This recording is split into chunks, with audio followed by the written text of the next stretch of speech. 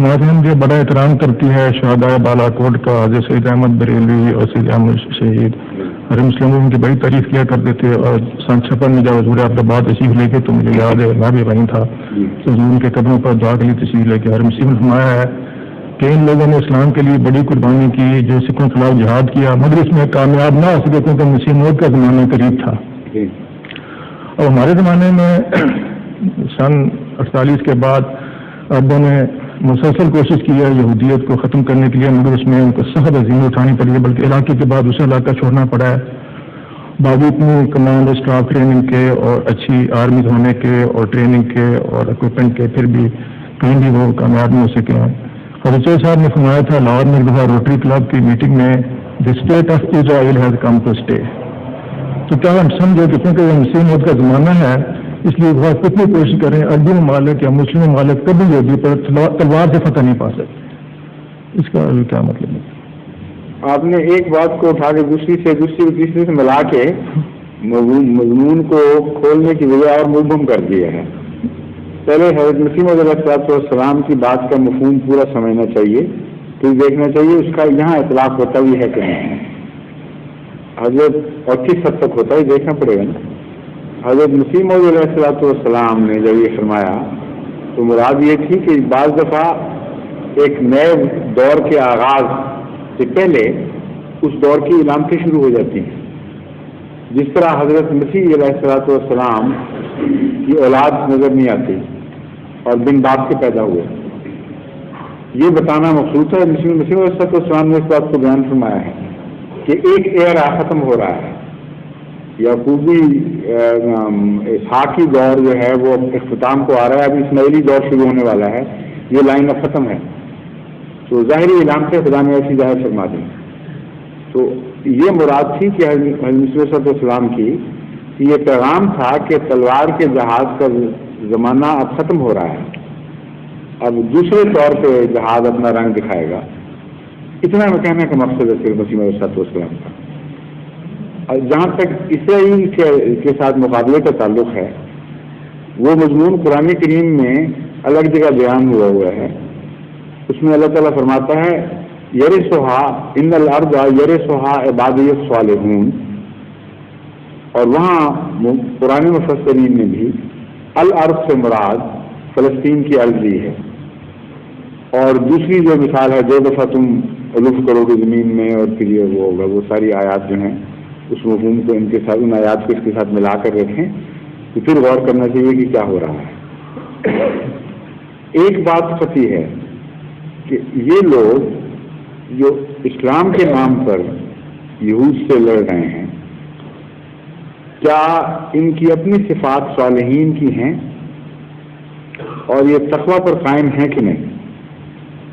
اگر یہ قرآن کریم کے معیار کے مطابق صالح ہوتے اور تقوی پر قائم ہوتے تو اس آیت کی عملداری فوراً شروع ہو جانی تھی کہ ان الارض یرثھا عبادی الصالحون اور لازماً اس کے وارث بنا دیے جاتے فوری طور پر.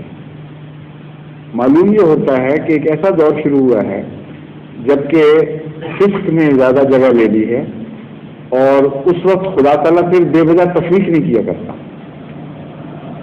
بعض ایسے دور آتے ہیں کہ سچے مذہب کے پیراؤ جھوٹے مذہب کے پیراؤ سے بعض باتوں میں مشابہ ہو جاتے ہیں اور اتنی وجہ امتیاز نہیں رہتی کہ اللہ تعالیٰ نمایاں تفریق کر کے دکھائے.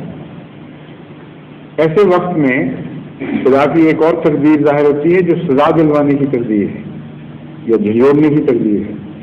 چنانچہ جب بغداد پر حملہ ہوا اور اس وقت کے بادشاہ نے ایک بزرگ کو دعا کے لیے کھلا کے بھجوایا کہ بہت خطرہ ہے عالم اسلام کو اس وقت. تو اس نے ان کے متعلق لکھا ہے کہ وہ ساری رات دعا کرتے رہے اور صبح جب بادشاہ کا پیغامبر گیا کہ بتائیں خدا کی طرف سے کیا اطلاع ملی ہے تو انہوں نے کہا میں تو ساری رات دعا کرتا رہا اور ساری رات مجھے یہ الہام ہوتا رہا کہ ایھا الکفار اقتلوا الفجار کہ اے کافرو فاجروں کو قتل کرو. وہ کافر ہیں لیکن تم بھی مومن نہیں رہے تم فاجر ہو چکے ہو. اس لیے خدا تعالیٰ نے کفار کو تمہیں سزا دینے کے لیے مسلط کیا ہے. تو بعض دفعہ ناراضگی کا اظہار ہوتا ہے کہ جو نسبتاً دور ہیں ان کے ذریعے نسبتاً قریب کو سزا دلوا دی جاتی ہے. اگر ایک باپ ناراض ہو اور بیٹے کو نوکر سے مروائے تو یہ مطلب تو نہیں کہ بیٹا نوکر بیٹے سے زیادہ اس کو عزیز ہے. اس وقت یہ مطلب ہوتا ہے کہ وہ بتانا چاہتا ہے بیٹے کو کہ تم مجھ سے اس معاملے میں اتنا دور گئے ہو کہ میں تمہیں سبق دینا چاہتا ہوں کہ یہ میرا رشتہ دار نہیں ہے، خون کا تعلق نہیں، لیکن اس سے سزا دلوا رہا ہوں. تو ایک تو یہ پہلو ہے اس کا، لیکن یہ مستقل نہیں ہے. اس لیے چوہدری صاحب کا آپ کا حوالہ دینا بالکل بے تعلق اور بےمانی ہے.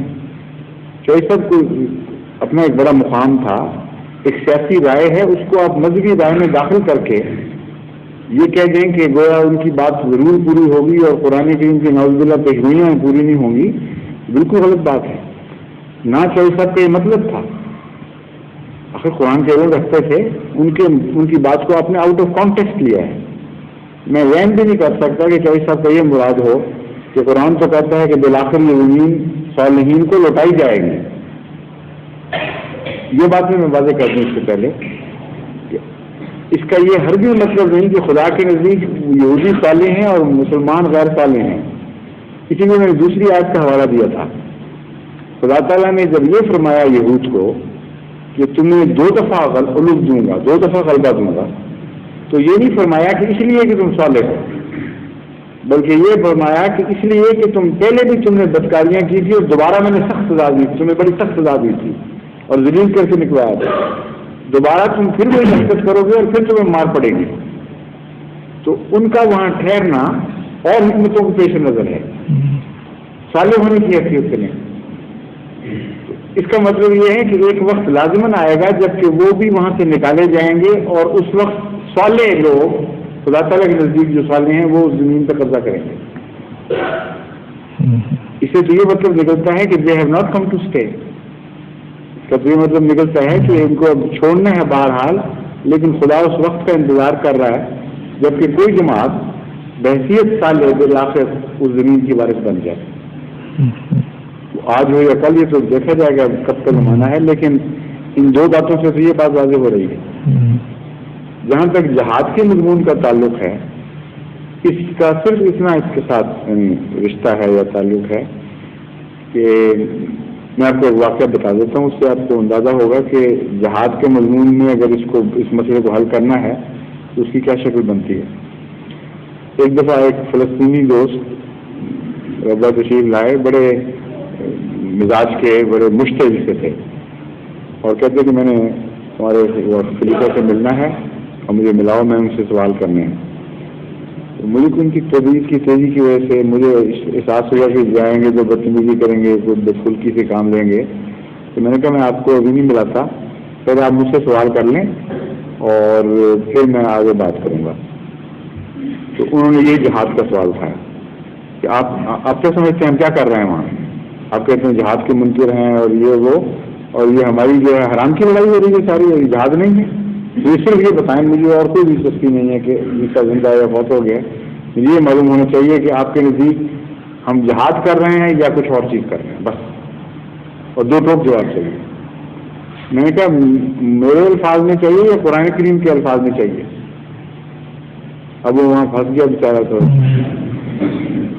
کہتا قرآن کریم کے الفاظ بتائیں مجھے کہاں ہے قرآن کریم کے جواب. میں نے کہا بتا دیتا ہوں. میں نے کہا قرآن کریم میں سورہ حج میں جہاد کی جب اجازت دی تو فرمایا ان اللہ علی نصرہم لقدیر اذن للذین یقاتلون بانہم ظلموا وان اللہ علی نصرہم لقدیر الذین اخرجوا من دیارہم بغیر حق. یہ تفصیل ہے اس کی. میں نے کہا شروع کرتے ہی بات خدا تعالیٰ نے ایک وعدہ کر دیا تھا، اور وجہ کیا تھی اس کی؟ مطلب اس کا یہ ہے کہ جن لوگوں پر ظلم کیے گئے ہیں ان کو خدا اجازت دے رہا ہے تلوار اٹھانے کے مقابل پر. جن کو ازراہ ظلم تلوار سے کاٹا جا رہا ہے، الذین یقاتلون بانہم ظلموا، بغیر کسی جائز وجہ کے ازراہ ظلم ان کے خلاف تلوار اٹھائی گئی ہے. یہ ہے قرآن کریم کا بیان اوپننگ. ان کو اجازت دی جاتی ہے.